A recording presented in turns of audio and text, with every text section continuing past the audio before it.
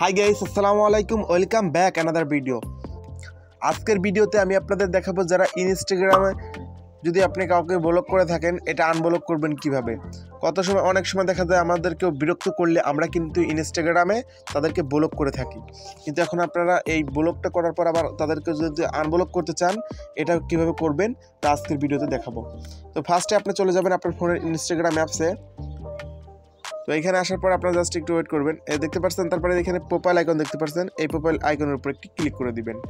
তো ক্লিক করার পরে এখন এই যে এখানে একটা পপআপ শো করবে, দেখতে পাচ্ছেন এই যে উপরের দিকে থ্রি ডট আইকন, এই থ্রি ডট আইকন দেখতে পাচ্ছেন, এই থ্রি ডট আইকনের উপর একটি ক্লিক করে দিবেন। এরপর একটু নিচের দিকে আসার পরে চলে আসবেন, এই যে এখানে লেখা দেখতে পাচ্ছেন যে ব্লক, এই ব্লক লেখাটা এখন কতজনকে আপনি ব্লক করেছেন এটা এখন দেখা যাচ্ছে যে আমি একজনকে ব্লক করেছি, এটার উপর জাস্ট একটা প্রেস করে দিবেন।